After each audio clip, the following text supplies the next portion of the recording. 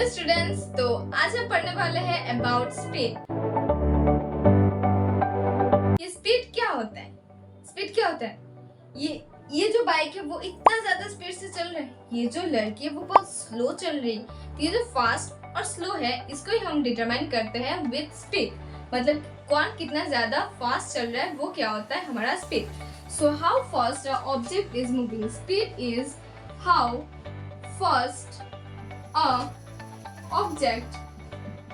how fast a object is moving। तो एक जो ऑब्जेक्ट है वो कितना ज्यादा जल्दी चल रहा है वो क्या होता है हमारा स्पीड। जैसे कि हमें पता है distance equals to speed into time. What do you know? Distance equals to speed into time. तो इससे हमारा स्पीड क्या आ जाएगा? Speed equals to distance upon time. तो इसी फॉर्मूला को यूज करके आप अभी एक न्यूमेरिकल सॉल्व करके बताओ।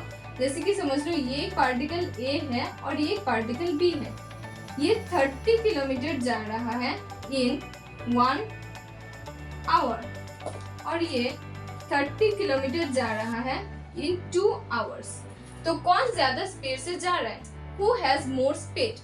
हाँ, तो इससे हम बोल सकते हैं ये जो डिस्टेंस बाई टाइम है ये 30 डिवाइडेड बाई 1 होगा। तो इसका आंसर क्या आ जाएगा? 30। और ये जो है 30 डिवाइडेड बाई 2, तो ये क्या आ जाएगा? आंसर आ जाएगा इसका 15। तो यहाँ से तुम बोल सकते हो कि कौन सबसे ज्यादा स्पीड से जा रहा है? वो है पार्टिकल A या फिर ऑब्जेक्ट A। तो ऑब्जेक्ट A क्या होता है? बहुत ज्यादा स्पीड से वो चल रहा है। ठीक है, तो इस फॉर्मूला से हम अपना न्यूमेरिकल सॉल्व कर सकते हैं। स्पीड जो होता है, स्पीड का ऐसा यूनिट होता है, स्पीड का ऐसा यूनिट क्या होता है? डिस्टेंस है, डिस्टेंस ऊपर है तो ये हो जाएगा किलोमीटर। टाइम है, टाइम नीचे है, टाइम किस में है? आवर। तो ये क्या हो जाएगा? आवर। इसको तुम ऐसे भी लिख सकते हो किलोमीटर पर आवर या फिर किलोमीटर बाय आवर, ये भी ठीक है। ये जो स्पीड है, speed does not tells us about the direction. Speed हमें कभी भी डायरेक्शन के बारे में नहीं बताता कि वो इस डायरेक्शन में जा रहा है, वो इस डायरेक्शन में जा रहा है या फिर वो इस डायरेक्शन में जा रहा है। तो स्पीड कभी भी हमें डायरेक्शन के बारे में कोई भी जानकारी नहीं देता। और जो ऑब्जेक्ट हमें डायरेक्शन के बारे में कोई भी जानकारी नहीं देता उसको हम क्या बोलते हैं? वो होता है हमारा स्केलर क्वांटिटी। ठीक है, तो speed has only magnitude. Speed has only magnitude. Okay, तो स्पीड का डेफिनेशन क्या हो गया?